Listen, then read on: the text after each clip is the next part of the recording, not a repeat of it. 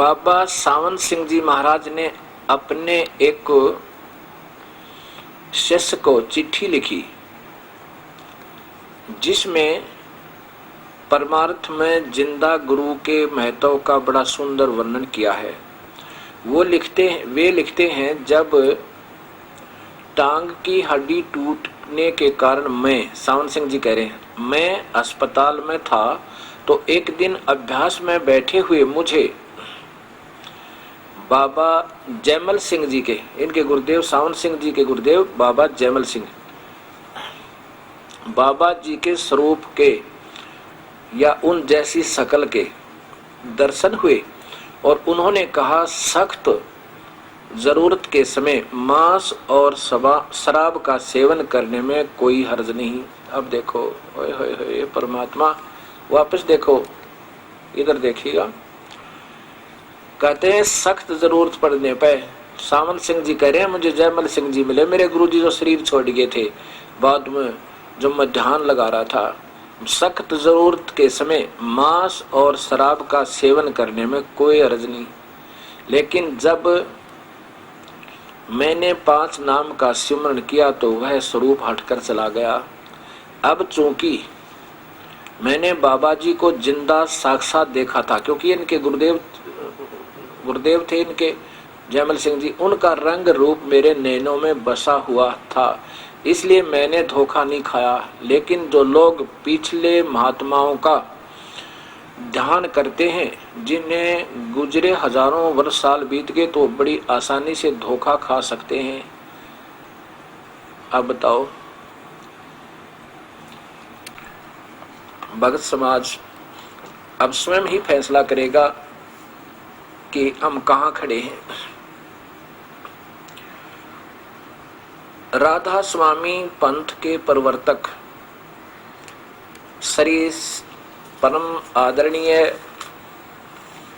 संत शिवदयाल जी महाराज, ये परम आदरणीय श्री शिवदयाल जी महाराज और इनके शिष्य, सीधे शिष्य श्री जयमल सिंह जी महाराज,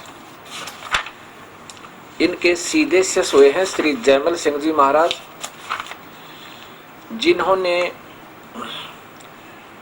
ब्यास के अंदर, पंजाब में ब्यास नदी के ऊपर एक छोटा सा गांव ब्यास है, उसकी सीमा में, उसके क्षेत्र में घोर तप करके और राधा वहां से जयमल सिंह जी से शिवदयाल जी से आगरा से उपदेश लेकर और राधा स्वामी पंथ का वहां प्रचार किया। और जबकि वो शिवदयाल जी स्वयं कहते हैं कि मेरा तो राधा स्वामी पंथ है ही नहीं। पहले तो यही सोचना होगा कि ये तो सालिग्राम का चलाया हुआ है, मेरा तो सतनाम और अनामिका था। ये ऐसे अपने आप मनभूखियां साधना प्रारंभ हो जाती है। फिर क्या हुआ, जयमल सिंह जी के सावन सिंह जी शिष्य हुए।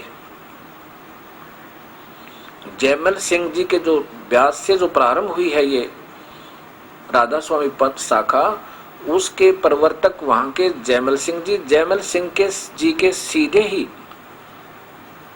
आदरणीय सावन सिंह जी शिष्य हुए। वो बताते हैं कि एक सेवक का पत्र पहुंचा कि हम क्या भगवान गुरुदेव के दर्शन कर सकते हैं, क्या हम भगवान के दर्शन कर सकते हैं। वो ये बताते हैं कि जो ध्यान में दिखाई देते हैं गुरुदेव का रूप, बस वही प्रभु है। ऐसा ही ये हंस जी महाराज बताते हैं। अब ऐसे ये धोखा हमारे साथ ये काल कर रहा है। अब क्या हुआ, वो काल आया आदरणीय जयमल सिंह जी का रूप बना के, और सावन सिंह जी की टांग टूटी हुई थी, प्लास्टर चढ़ा हुआ था, हॉस्पिटल में थे। और महाराज जी का दिल कर गया होगा गुटी लाने और मांस खाने को, तो वहां काल आया, यानी गुरुदेव के रूप में आए, और गुरुदेव ने कह दिया कि सख्त जरूरत पड़ने पर शराब, मांस खाना और शराब प्रयोग करना कोई हर्ज नहीं। अब बताओ भक्तात्माओं, जब ये सुप्रीम पावर इन पंथों की ये आदेश दे रही है, खुल्लम छुट्टी दे रही है, क्योंकि ये स्वयं भी प्रयोग करती होंगी, नहीं तो मांस और शराब की ही क्या आदेश देने आए भगवान और गुरु रूप में। आप देखो ये दास नहीं कह रहा इसकी, मैं तो एक एज ए टेप रिकॉर्डर समझो, मैं तो एक बगैर पैसे का मजदूर आपका, और ये सिर्फ पढ़ पढ़ कर सुना रहा हूं जो कुछ जहां लिखा है। ये फिर देखो वही जीवन दर्शन बाबा जैमल सिंह जी महाराज, और प्रकाशन इसका कहां से हुआ है यह भी आपको दिखाया था, कृपाल आश्रम। ये देखो इनके पीछे लिखा हुआ है, ऊपर बहुत सी पुस्तकों का और भी ब्यौरा है। सावन कृपाल पब्लिकेशंस, कृपाल आश्रम, संत कृपाल सिंह गर्ग मार्ग, विजयनगर दिल्ली, इतने इतने। इसके पृष्ठ नंबर 100 ये देखो 8 पे, ये 108 पे पूरा गुरु। यहां देखो नीचे एक विशेष टिप्पणी है नीचे कि बाबा सावन सिंह जी महाराज। फिर देखो बाबा सावन सिंह जी महाराज ने अपने एक शिष्य को चिट्ठी लिखी जिसमें परमार्थ में जिंदा गुरु के महत्व का बड़ा सुंदर वर्णन किया है। वे लिखते हैं, जब टांग की हड्डी टूटने के कारण मैं अस्पताल में था, एक दिन अभ्यास में बैठे हुए मुझे बाबा जी के स्वरूप के या उन जैसी शकल के दर्शन हुए और उन्होंने कहा, सख्त जरूरत के समय मांस और शराब का सेवन करने में कोई हर्ज नहीं, लेकिन जब मैंने 5 नाम का सुमन किया तो वह स्वरूप उठकर चला गया। अब चूंकि मैंने बाबा जी को जिंदा साक्षात देखा था, क्योंकि उनके गुरुदेव थे सावन सिंह जी के बाबा जयमल सिंह जी, और उनका रंग और रूप मेरे नैनों में बसा हुआ था, इसलिए मैंने धोखा नहीं खाया। ऐसा। अब ये इनके लेखक कौन हैं ये देखो, इनके लेखक हैं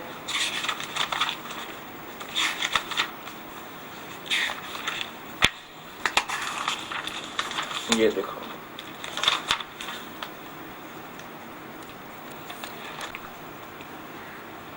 ये हैं लेखक हैं हरिश्चंद्र हुड्डा, हरिश्चंद्र चड्डा, कृपाल आश्रम दिल्ली 9। अब इसमें देखो प्रिया क्या लिखे हैं इन्होंने कि पलक जपने पर संत जो होते हैं दिव मंडलों में पिंड अंड और ब्रह्मांड से पार स्थान में डेरा जा लगाते हैं। संत पलक जपने पर भर में पिंड अंड ब्रह्मांड से पार स्थान में डेरा लगाते हैं जहां कोई बिरला जीवन मुक्त पहुंचता।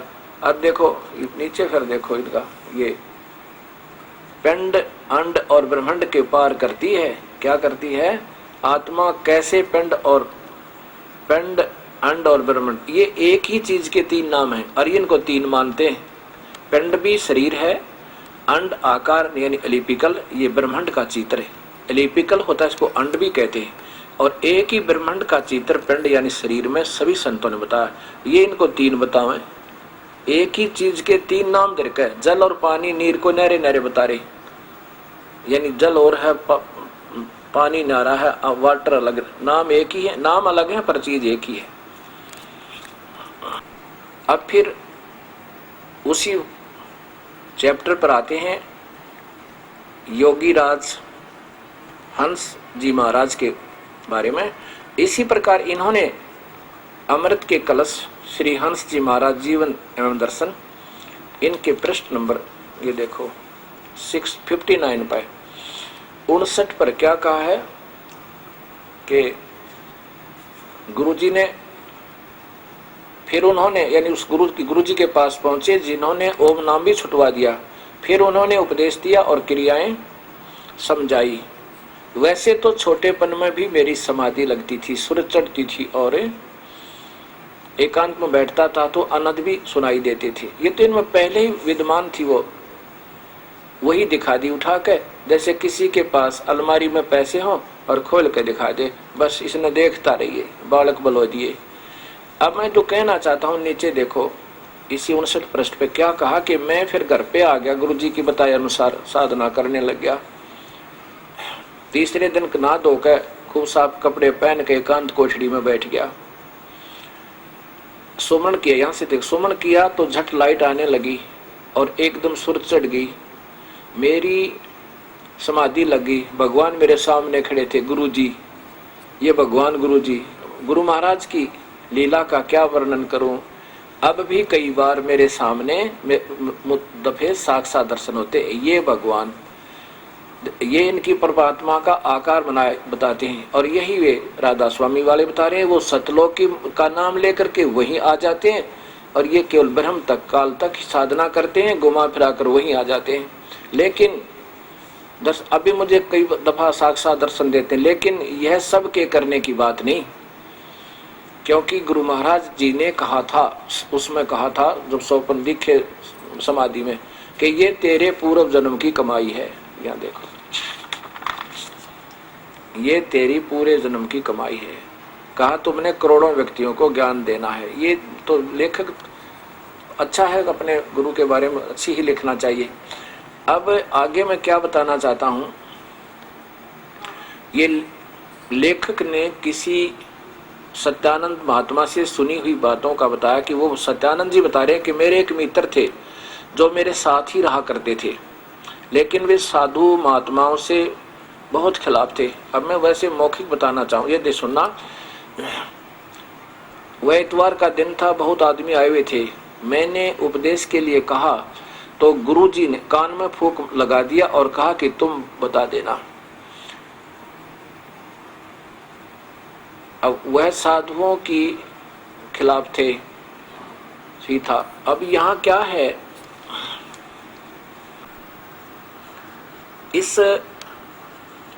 पवित्र पुस्तक के लेखक तो हैं चमनलाल टंडन जी, MA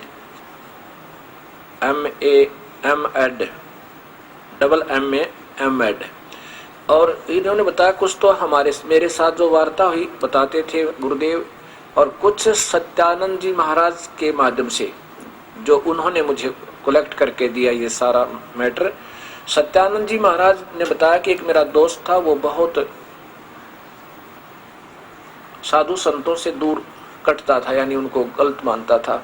मैं उसको एक दिन गुरुदेव हंसराज जी के पास ले गया, हंस जी के पास, उनके कोठी पे। उनके पास समय नहीं था। हंस जी ने उस मेरे दोस्त के कान में फूंक मार दी, कहते ले मन फूंक मार दी है, तू समझा देना इसकी क्रिया को। तो सत्यानंद जी महाराज कह रहे हैं कि मैंने उसको लाकर अपने कमरे पे और वो क्रिया समझाई, आंख दबाया,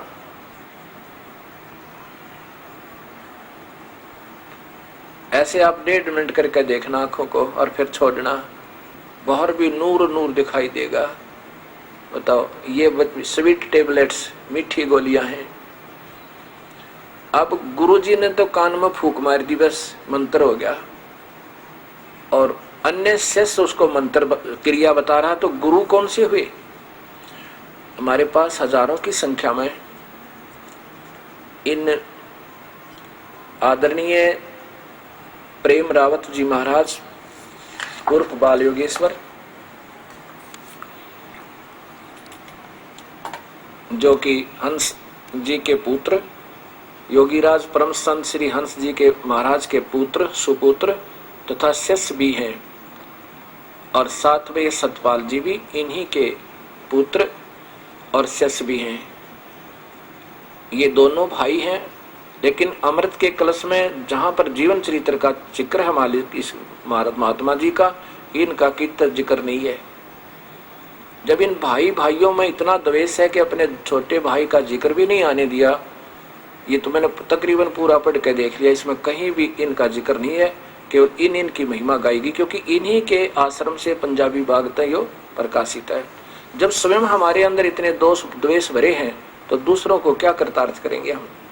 अब ये मैं थोड़ी सी अपनी नादान टिप्पणी दी है, आपको अक्षमा करना। अब यहाँ देखना, इनके केसेस बहुत आए हमारे पास। अब उन्होंने जब तंग वंग होकर, क्योंकि उनके काम सिरे नहीं, सारे दुखी हो गए, जितने भी उनके भूत भी पूजे, प्रेत भी पूजे, श्राद्ध भी निकाले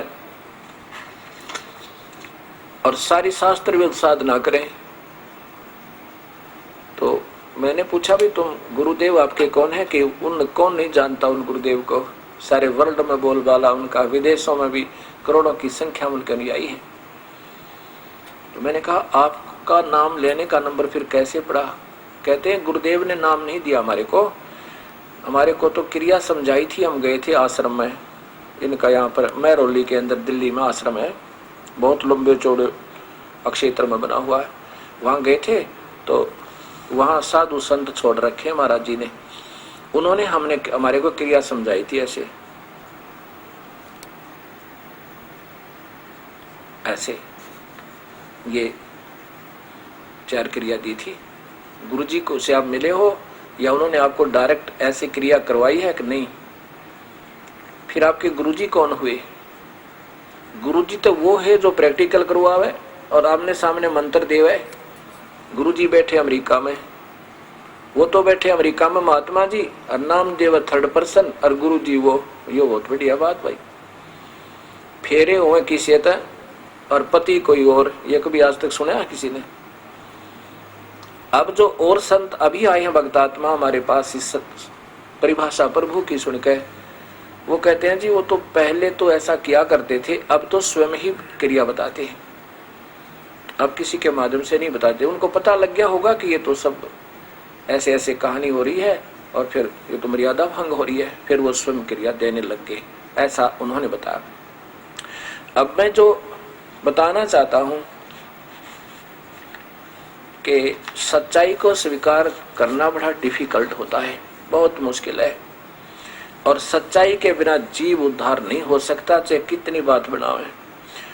अब ये क्या कहा कि सन 1922 और 23 में श्री महाराज जी को उपदेश हुआ। हंस जी महाराज को, आदरणीय श्री हंस जी महाराज को, जो बालयोगेश्वर उर्फ श्री रावत जी महाराज उर्फ बालयोगेश्वर, और आदरणीय श्री सतपाल जी महाराज उर्फ बाल भगवान। अमृत के कलश में लिखा है कि हंस जी महाराज श्री सतपाल जी महाराज को बाल भगवान कहा करते थे। और जब हंस जी महाराज का देहांत हुआ दिल्ली में, उस समय ये दोनों में से कोई सा भी उनके पास नहीं थे। ये वहां अपनी कोठी में नैनीताल के अंदर, देहरादून के अंदर वो अपनी कोठी में थे, ये दोनों बच्चे और माता जी, और पीछे से उनका देहांत हो गया। तो इनको नाम देने का आदेश भी वो नहीं देकर गए। चलो ये तो हम आगे बताएंगे, पहले तो नाम ही वो है ही नहीं जिसकी वेद प्रमाण देवे, फिर आज्ञा उज्ञा तो बाद की बातें होती हैं, सब औपचारिकता बाद की होती है।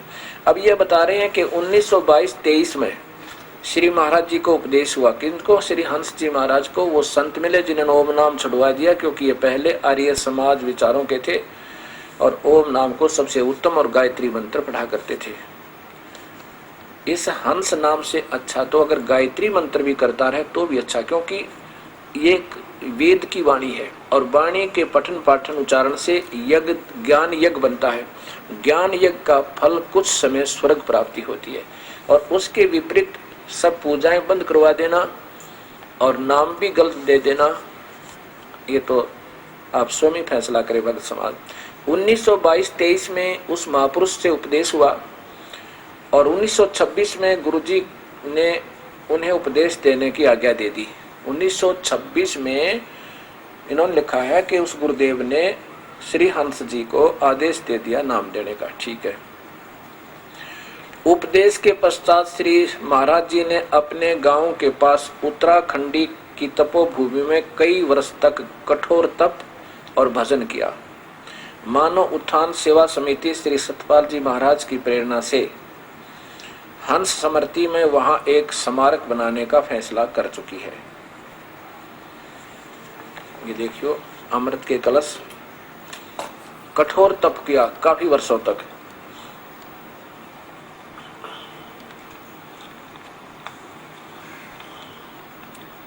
सन 1922-23 में श्री महाराज जी को उपदेश हुआ और 1926 में गुरु महाराज ने अब उन्हें उपदेश देने की आज्ञा दे दी। उपदेश प्राप्त करने के पश्चात श्री महाराज जी ने गुरु महाराज की शरण में रहकर उनकी आज्ञा अनुकूल साधना में प्रचार में अपने जीवन को लगा दिया। यहाँ देखिए, उपदेश के पश्चात श्री महाराज जी ने अपने गांव के पास उत्तराखंड की तपोभूमि में कई वर्ष तक कठोर तप किया, भजन किया। कठोर तप यानी कठोर तप, हठ योग माध्यमतः, कठोर तो हठ ही होगा। अब देखो, मानव उत्थान सेवा समिति श्री सतपाल जी महाराज की प्रेरणा से हंस समृति में वहां एक विशाल स्मारक बनाने का फैसला कर चुकी है। ये आदरणीय श्री हंस जी महाराज ने कठोर तप किया कई वर्षों तक। उस प्रमाण के लिए वहां पर स्मारक बनाने की भी तैयारी की जा रही है। अब देखो, आदरणीय गीता जी में देखिए 70वें अध्याय के अंदर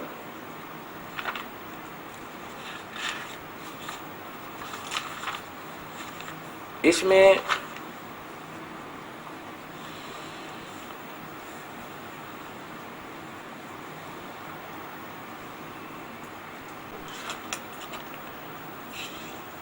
आपको पता लगेगा कि गीता में क्या लिखा है कि जो शास्त्र विधि को त्याग गए और घोर तप करते हैं वो राक्षस स्वभाव के जान, वो मुझे भी दुखी करते हैं अर्जुन।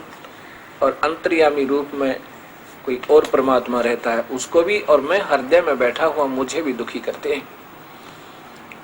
श्री मद् भगवत गीता अध्याय नंबर, इसका दिखाता हूं, अध्याय नंबर 17 का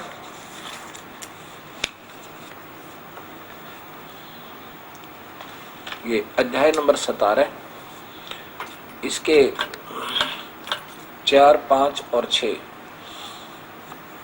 5 से शुरू करो।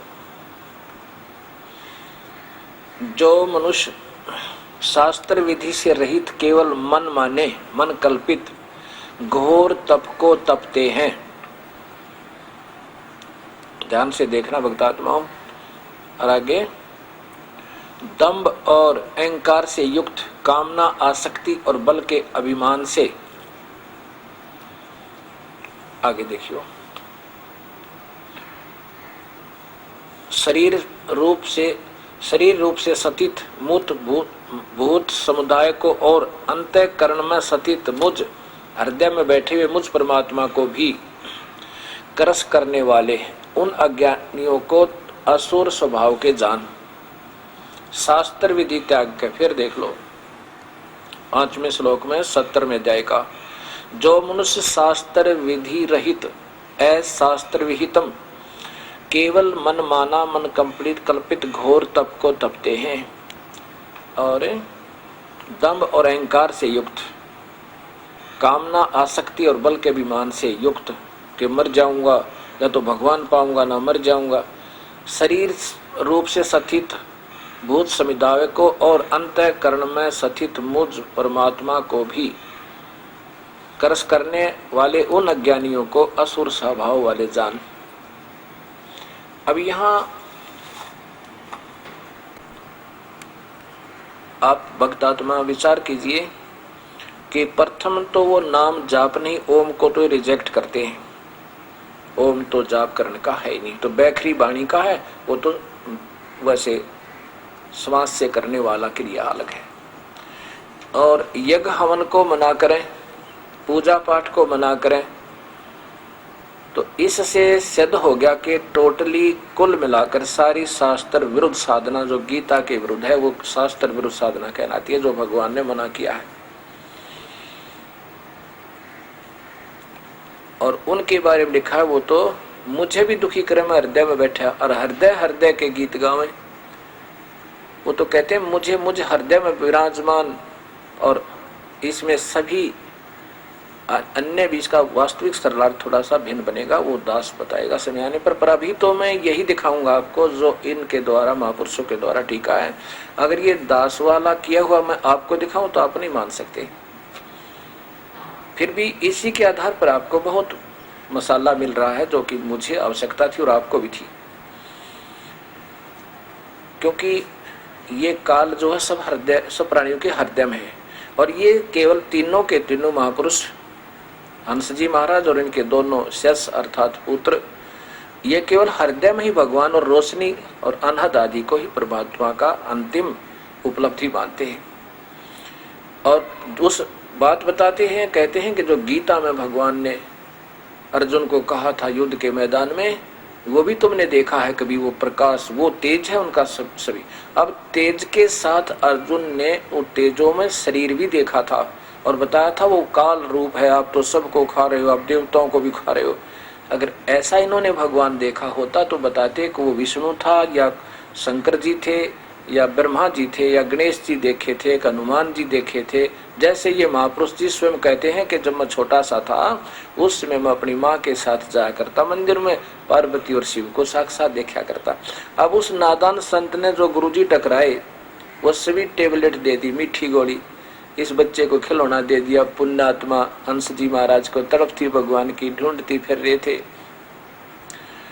और हमारा एक स्वभाव है, हम सच्चाई को कम स्वीकार करें, झूठ को जल्दी। या कुदरती हमारे अंदर काल की प्रेरणा है। ये पिछले जन्म जन्मांतर के महापुरुष योगी पुरुष थे और शास्त्र अनुकूल वेदों के अनुसार साधना की हुई कमाई से प्रभु की तड़प थी। लाहौर पहुंचे और फिर वहां पर क्या लेकर आए, बबूल का बीज, और उस बबूल को बीज कर और ना जाने कितनों को वो बबूल दे दी, करोड़ों की संख्या में उन भोली आत्माओं को, उस एक संत के गुमराह किए हुए प्यारी आत्मा। और कहां से कहां जा छोड़ा सारे देश को, सारे समाज को। अब ये यहाँ विचार करना ही फेर पड़ेगा अपन को। इनका उद्देश्य गलत नहीं था। इन्होंने जैसे गुरुदेव मिले उनके आधार पर उसको उनके बताई गई मार्ग को सत्य मान कर दिन रात एक कर दिया। और 40 वर्ष तक, सन 1966 में, 1923 में उपदेश हुआ, 1923 से लेकर 1966 तक, 1966 तक 43 वर्ष हो गए, 43 ईयर। और 43 वर्ष की साधना भी की इन्होंने और सत्संग भी किए। इस शास्त्र विरुद्ध साधना से इनकी भक्ति घट गई, बढ़ी नहीं, व्यर्थ होगी। पहले जो कमाई थी पिछले जन्म की वो भी गई। उसका प्रमाण आपको दिखाता हूं कि इनमें भूत प्रवेश कर गए और उन भूतों को निकलवाने के लिए फिर चौराहे की पूजा करवाई। एक पंडित जी ने झाड़ा लाया और फिर रात के 12 बजे चौराहे का ऊपर और वो भूतों की पूजा, भूतों से पीछा छुटवाना पड़ा योगी जी ने, और वहां चौराहे पर पूजा करके आए। बताओ, ये 1963 की बात है और 1966 में ये प्राण त्यागे। 1963 में इनमें भूत प्रवेश कर गए और ना नाम जाप करने वाले में भूत नजदीक आ जाए। और फिर इनके फूल उठाए, वो गंगा जी पहुंचाए और फिर श्राद्ध निकाले और बात बताओ। शास्त्र कहते भगवान तो कुछ और ही है। अब ये नाराज मत होना इस दास से, ठीक है। मैं पहले भी कह रहा हूं और अब भी कहूंगा, नाराज होंगे हजारों। नाराज वैसे होना तो नहीं चाहिए, क्योंकि तो आप ही के द्वारा लिखा हुआ ज्यों का तो आपके सामने धर रहा हूं। दास अपनी तरफ से कुछ नहीं मिला रहा। ये थोड़ी सी टिप्पणी जो देता हूं उसके लिए मैं अक्षमा भी साथ में याचना करता रहता हूं। ये मेरी मजबूरी बन गई क्योंकि मैं दुखी था और इतने शास्त्रों को इतना अपनी अपनी टिप्पणी के आधार पर संतों ने इतना उलझा दिया, एक सागर बना दिया।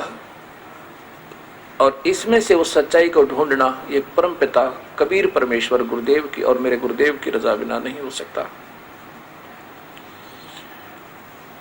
अब देखो 43 साल में तो इतनी गजब साधना होनी चाहिए थी कि पूछो मत। अगर नाम सही होते पूजा ठीक होती तय। और इन महापुरुष में भूत प्रवेश कर गए एक हॉस्पिटल में। अब आपको दिखाता हूं, ये वही अमृत के कलश,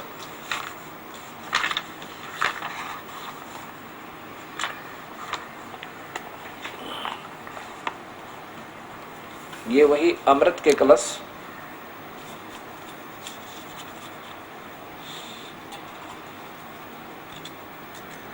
श्री हंस जी महाराज जीवन एवं दर्शन परम योगी। यहाँ देखो नीचे देखो, संपादक चमन लाल टंडन MA दिल्ली विश्वविद्यालय, ये इनके संपादक हैं। और ये प्राप्ति स्थल प्रकाशक है मानव उत्थान सेवा समिति, प्रधान कार्यालय 2/12 पंजाबी बाग नई दिल्ली। इतने सर्व अधिकार सुरक्षित है।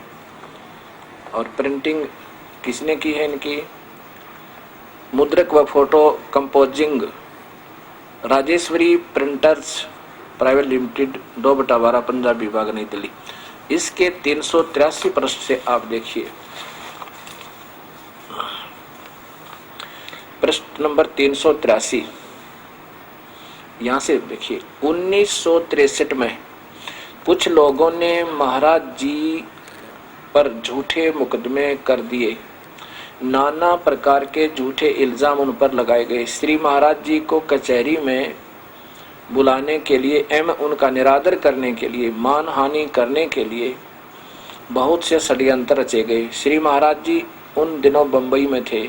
श्री महाराज जी को कचहरी में न जाना पड़े इसलिए उनको अस्पताल में भर्ती कर दिया गया। जब महाराज जी ने कहा कि तुम मुझे अस्पताल में क्यों दाखिल कर रहे हो, तो कहा कि महाराज जी आपके नाम से के सम्मन जारी किए गए हैं और आपको दिल्ली एक कोर्ट में बुलाया गया है। महाराज जी ने कहा लेकिन मैं बीमार तो नहीं हूँ,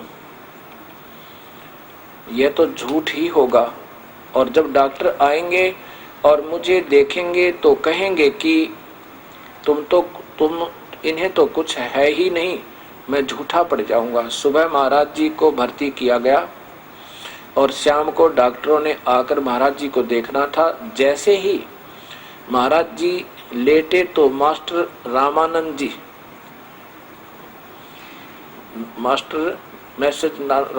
जी भी साथ ही कमरे में नीचे लेट गए हॉस्पिटल में। और 1-2 घंटे के पश्चात रामानंद जी सो रहे थे। उन्होंने हाय हाय की आवाज सुनी, वो उठे और महाराज जी से पूछा क्या बात है महाराज जी। महाराज जी की जीभ निकल रही थी, आंखें लाल हो रही थी और जिस्म भट्ठी की तरह जल रहा था। महात्मा जी कहते हैं कि मैं घबरा गया, ये महात्मा रामानंद जी घबरा गया और भागा सिस्टर के पास गया और कहा कि महाराज जी की तबीयत अचानक खराब हो गई। डॉक्टर आए, उन्होंने महाराज जी का तापमान देखा तो 104 बुखार था। सारी रात बेचैनी में कटी। डॉक्टर से कहा कि इनको तो दिल्ली जाना है।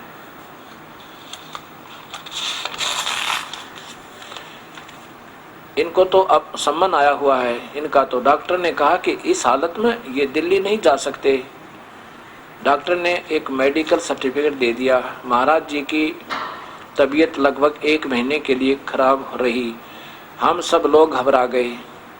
कभी कभी बुखार इतना तेज हो जाता था कि महाराज जी की आंखें एकदम लाल हो जाती थी। जब कुछ दिनों के बाद महाराज जी होश में आए तो महात्मा रामानंद जी ने कहा कि महाराज जी आप तो अच्छे भले सो रहे थे, यह एकदम आपको क्या हो गया, इतनी आपकी हालत कैसे खराब हो गई। तो महाराज जी ने कहा कि जैसे मैं लेटने लगा तो मैंने कहा, हे गुरु महाराज, अब तो मेरी लाज आपके हाथ में है। ये लोग झूठे मुकदमे बनाकर मुझे कचहरी में खड़ा करना चाहते हैं। मैं बीमार तो नहीं हूँ, ये लोग झूठा मेडिकल सर्टिफिकेट भेजेंगे, यह तो झूठ ही होगा। बस जैसे ही यह मन में आया तो मैं लेटा तो मुझे बुखार चढ़ना प्रारंभ हो गया, शुरू हो गया, और उसी से आज मेरी हालत होगी। गुरु महाराज जी ने मेरी लाज रखी और सचमुच मुझे बीमार कर दिया। आगे देखो,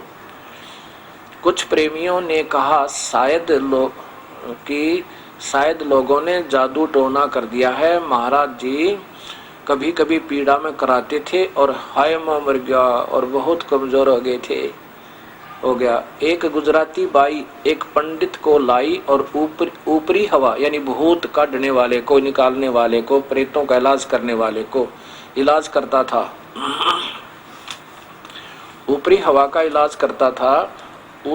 उसने महाराज जी को देखकर कहा कि अरे इनको तो किसी ने कुछ कर दिया है और ये तभी ठीक होंगे जब इनकी नजर उतारी जाएगी। और चौराहे की, ये देखो जानते हैं, चौराहे की पूजा की जाए।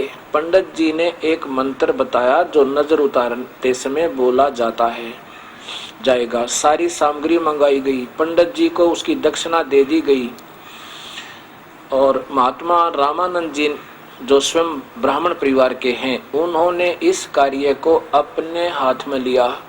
लगभग 5-7 प्रेमी वहां पर थे।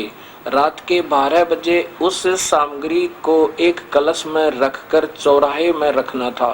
रामानंद जी ने नजर उतारने के बाद कहा कि कौन मेरे साथ चलेगा। सभी भयभीत हो रहे थे। अंत में उन्होंने डांट कर कहा कि अरे डरते क्यों हो, अरे डरते क्यों हो, मैं भी तो चल रहा हूँ, क्या भूत हमें खा लेगा। अंत में उन्होंने एक दूसरे महात्मा को तैयार किया और घनघोर वर्षा हो रही थी, तेज हवा चल रही थी। जैसे ही महात्मा जी कमरे से बाहर निकले तो तेज आंधी से दरवाजे ने इतनी आवाज की और हवा अंदर आने से, ये सुनो ध्यान से, महाराज जी भी जोर से चिल्लाए। यानी वो भूतों ने इतना दुखी किया, आवाज लगाई, किलकी मारी, महाराज जी ने चिल्लाए तो रामानंद जी भी कांप उठे और भयभीत हो उठे और मन में यह ख्याल आया कि फिर वापस कमरे में चले, लेकिन फिर धैर्य बांध कर और नाम का सुमरण करते हुए वे चौराहे की तरफ उस कलश को उठाए चल रहे हैं और दूसरे महात्मा छता लिए हुए चल रहे थे। चौराहे में रखकर जैसे पंडित जी ने बताया था वे पीछे मुड़ गए और जब से वापस महाराज जी के पास आए तो महाराज जी ने कहा, अरे तुम्हें बहुत डर लगा, वो भूत निकल गई। महाराज जी होश में आ गए। हाँ, कहा हाँ महाराज जी ने कहा, फिर कहा कि बस यही तुम्हारा विश्वास है। अरे तुम तो चौराहे तक भी जाते हुए डर रहे थे और शिवाजी को तो समर्थ गुरु रामदास के लिए शेरनी का दूध निकाल रहा था। कितना विश्वास होगा उसका गुरु महाराज जी में। अब न्यो अटकर लाला का अपना जीवन पूरा किया इन महाराज जी ने। स्वयं में भूत बिट गए नाम जाप करते करते और ये दुर्गति होगी अंत में इन शास्त्र विरुद्ध साधकों की। अब देखो,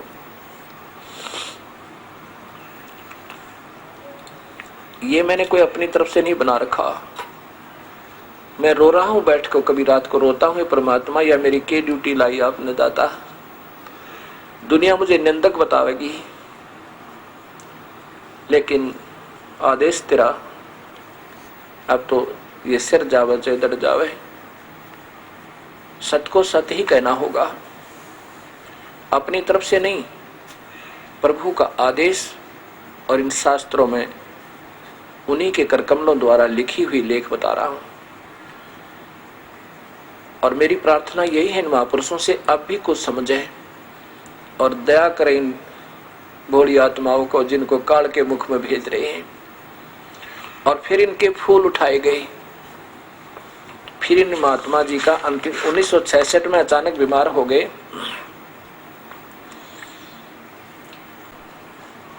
अब श्री हंस जी महाराज का जो देहांत हुआ उस समय ये 18 जुलाई सन 1966 को राजस्थान में जुलाई में अलवर जिला के अंदर सत्संग करने गए हुए थे। वहां इनको अचानक बुखार हो गया और वहां से ये वापस रात्रि को यानी रात को ही सबको सोतों को छोड़कर सत्संग भी नहीं कर पाए बीमार हो जाने के कारण। 18 जुलाई को महाराज जी वापस आ गए। कहाँ? दिल्ली में। ये वही अमृत के कलश, पृष्ठ नंबर अमृत के कलश पृष्ठ नंबर 20 पे सभी को सोता हुआ छोड़कर 18 जुलाई को श्री महाराज जी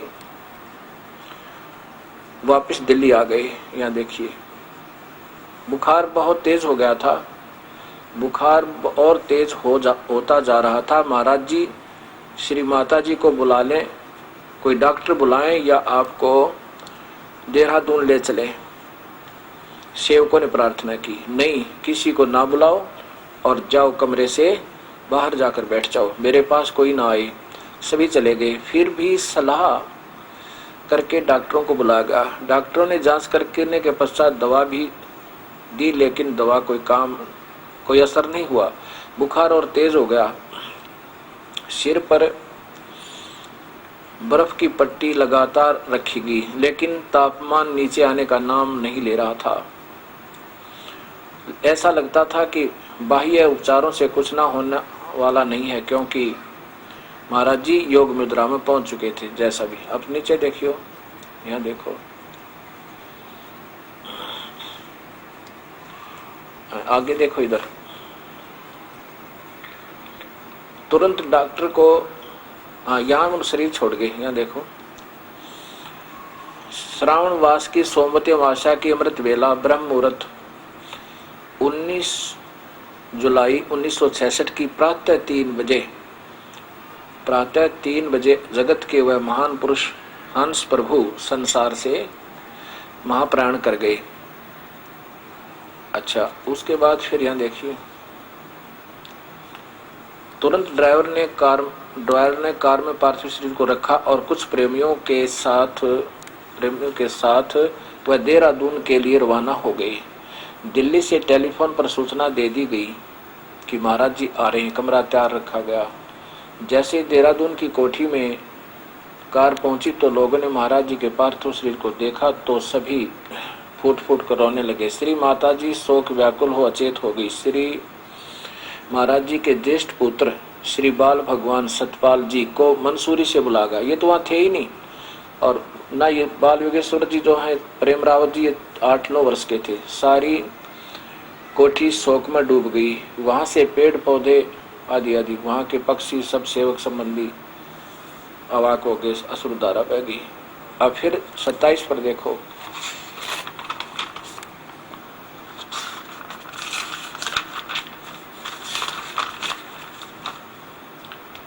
ये 27 है। 22 जुलाई को की प्रातः कोठी के निवासी फूल चुनने के लिए प्रेम नगर आश्रम रवाना हो गए।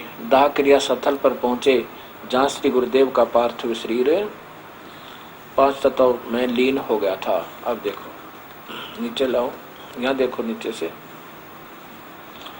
फूल चुनने का काम पूर्ण हुआ। अब भक्त आत्माओं सोचना, इस बात पर विचार करना। ये प्यारी आत्मा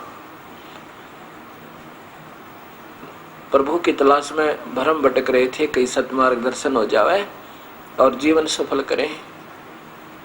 और अंत इनका क्या हुआ कि स्वयं में भूत प्रवेश हो गए, प्रेत बढ़ गए, जीभ निकल आई, आंखें लाल हो जा, किलकी मारे, आवाज दे, चिल्ला में बुरी तरह। यदि गुरुदेव ने, जैसा इन्होंने लिखा है लेखक ने, कि गुरुजी ने बताया कि मैंने गुरुदेव के सामने प्रार्थना की थी कि मैं झूठा पड़ जाऊंगा, डॉक्टर देखेंगे मुझे बुखार नहीं है, ठीक है, घंटे 2 घंटे बीमार कर देते, फिर अपना आ जाते, ये भी मान लेते। वो तो कितने दिन और बेहोश हो गए फिर, क्योंकि प्रेत प्रवेश कर गया वो कोई इसमें आके, और स्वयं में भूत बढ़ गए तो और का क्या इलाज करेंगे, क्या उद्धार करेंगे।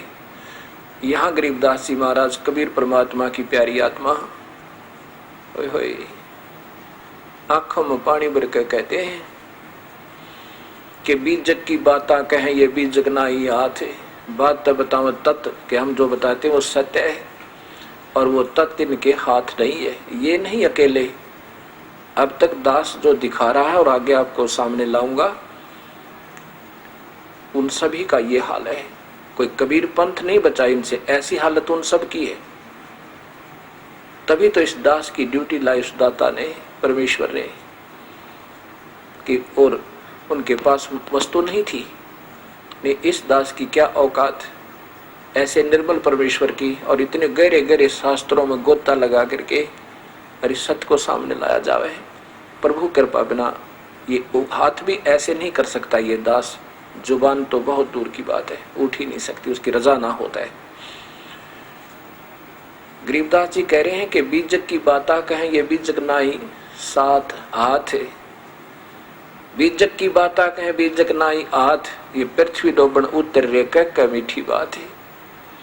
बीजक की बाता कहें बीजक ना ही पास, औरों को तो बात बतावें, औरों को तो प्रमोद ही, और आप पर चले निराश, स्वयं ही पल्ला झाड़ कर चले गए। ये ऐसी हालत हम प्राणियों की हो रही है। अब कबीर साहब कहते हैं साच कहूं जगमार ही, और झूठ कही ना जाई हो। साच ने पूरा पावते झूठे जगपति आई हो। सच्चे को नहीं स्वीकार करते और झूठी को बताते पक्के विश्वास के साथ, क्योंकि उनकी तो 2 अटकल होती हैं, बीड़ी पियो, श्राद्ध भी निकालना है। शास्त्र विरुद्ध साधना गीता में बताया कि भूत पूजनीय भूत होंगे और पितर पूजनीय पितर बनेंगे। श्राद्ध निकालेंगे सभी उपदेशी, चाहे वो राधा स्वामी के हैं, चाहे धन धन सतगुरु के, चाहे कबीर पंथी हैं, चाहे वह गरीबदास पंथी हैं, चाहे गीसा पंथी हैं। ये सारी पूजाएं करते हैं और गुरु जी को पक्का मानते हैं। अब 9वें अध्याय का गीता जी के 25वें श्लोक में लिखा है कि भूत पूजनीय भूत बनेंगे। अन्य देवताओं के पूजा करने वाले वो तो पाप आत्मा बताई है, ब्रह्म साधना ना प्रारंभ करके। ये देखो गीता जी के अध्याय नंबर 9 के श्लोक नंबर 25 में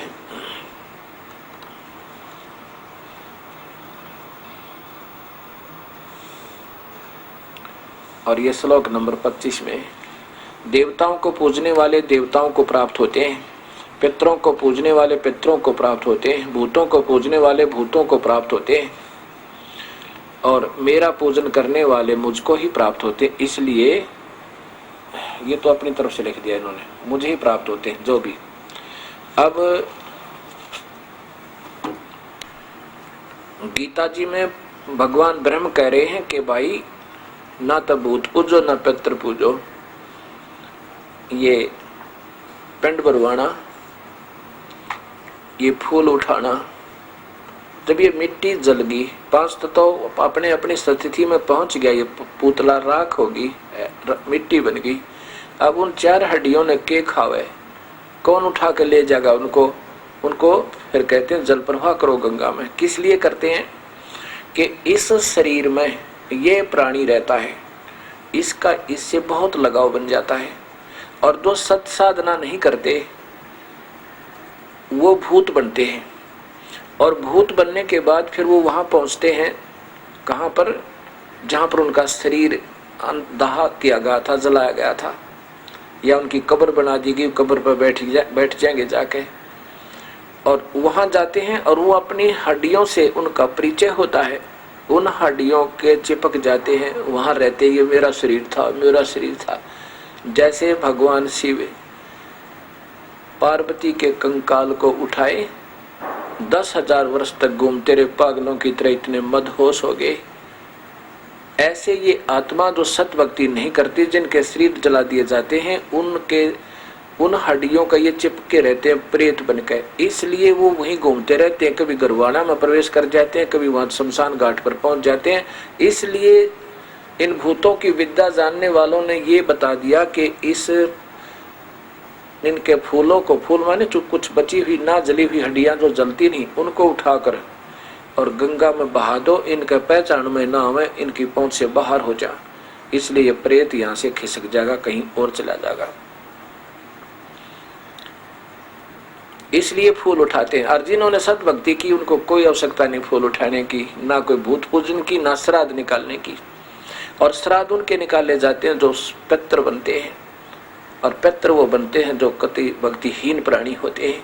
फिर 84, वो भी पितृ भी एक भूत जूनी है, और फिर वो 84 में चक्कर लगाएंगे। ये इन गलत शास्त्र विरुद्ध साधना का ये परिणाम होगा। गीता जी के अध्याय नंबर 16 के अध्याय नंबर 16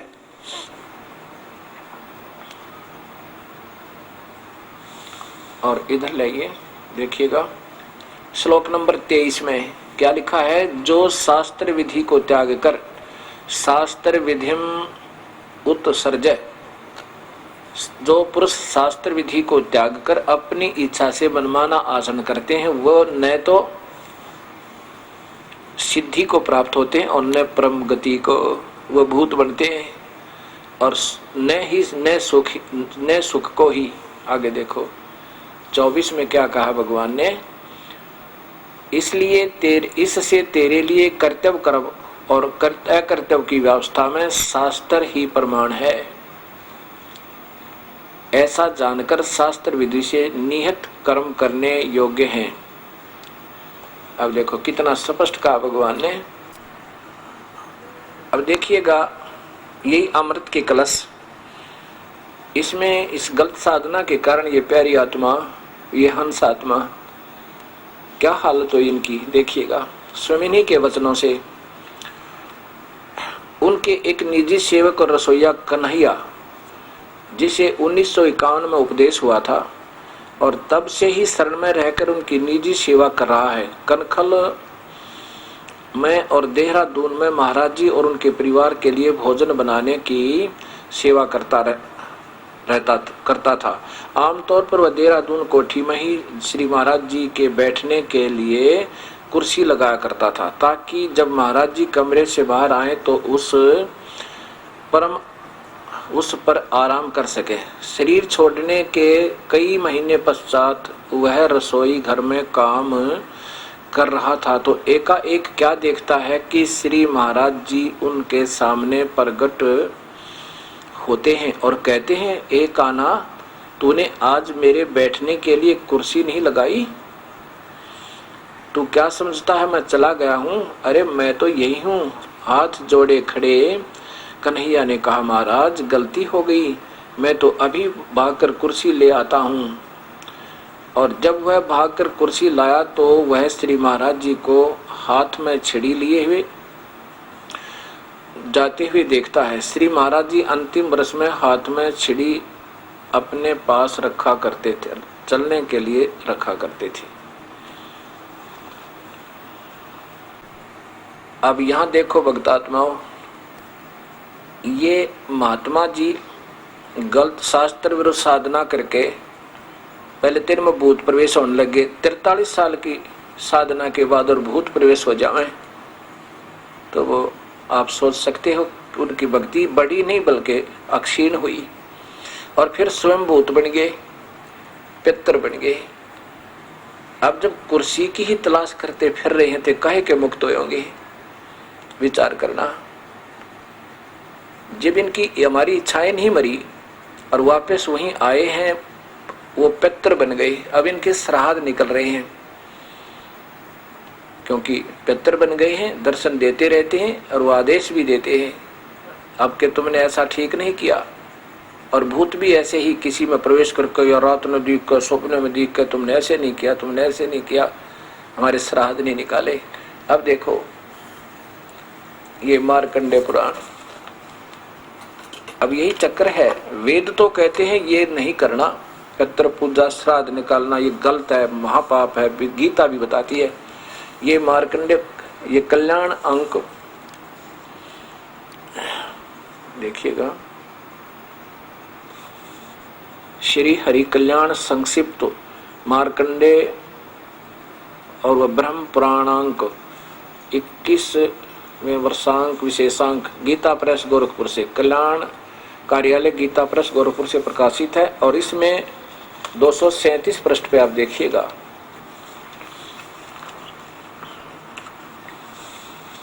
ये 237 और इधर 36, 236 पे नीचे से लिखते हैं। यहाँ पर एक रुचि नाम के महात्मा थे। यहाँ पर देखिएगा,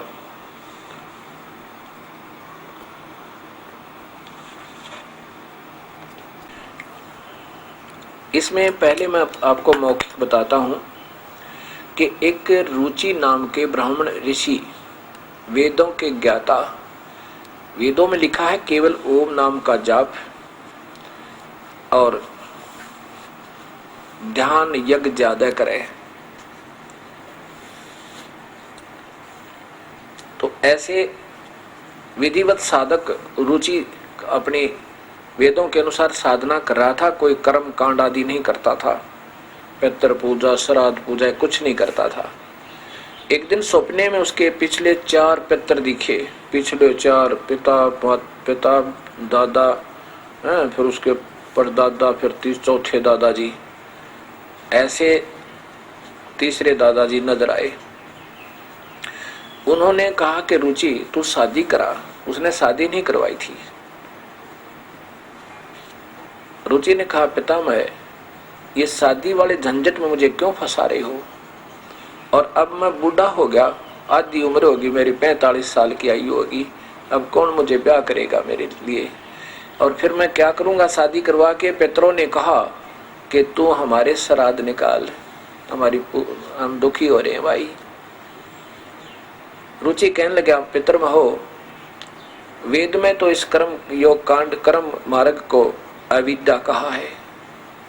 गीता बताने रही, गीता वेद ही तो है कि भूत पूजने वाले भूत बनेंगे, पितृ पूजने वाले पितृ बनेंगे, देवताओं के पूजने वाले देवताओं के पास जाकर उनके बंधुआ मजदूर होंगे, और फिर देवता भी गधे बनेंगे और गेल व पुजारी साथ में गधे बनेंगे। ये महान आत्मा रुचि अपना कल्याण करवा रहा था। उन पितरों ने आकर फिर उनको परेशान किया, नहीं तू शादी करा, हमारा क्या होगा, हम तो बहुत दुखी हो रहे हैं। फिर वो ममता आ जाती है, अरे हमारे पिताजी हमारे दादाजी दुखी हो रहे हैं। तो फिर पितामहों ने बताया उन्हें कि तू पहले तप कर, और तप करेगा फिर तेरी शादी होगी। फिर रुचि ने तप किया कई वर्ष ताईं, और फिर वो उनका ब्याह हुआ, फिर उन्हें श्राद्ध निकाले। पितर आप तो नरक में गए ही गए हैं, और साथ में या बूढ़ी आत्मा अपना वंशज और साथ ले लिया। अब यहाँ मैं इतना ही बताना चाहूंगा, ये मार्कंडेय पुराण ब्रह्म पुराणांक 21वें वर्ष का विशेषांक कल्याण कार्यालय गीता प्रेस गोरखपुर। इसके यहाँ देखो 237 है, 237 पृष्ठ, और इधर देखिए ये 236 पृष्ठ पे है। यहाँ लाइए देखिएगा,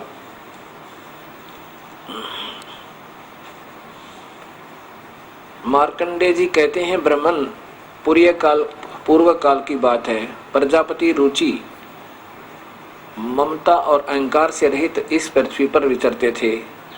उन्हें किसी भय से भय नहीं था। वे बहुत कम सोते थे। उन्हें न तो अग्नि स्थापना की और न अपने लिए घर ही बना रखा था। वे एक बार भोजन करते और बिना आश्रम के ही रहते थे। उन्हें सब प्रकार की आसक्तियों से रहित एवं मुनि वृत्ति रहते देख उनके पितरों ने उनसे कहा।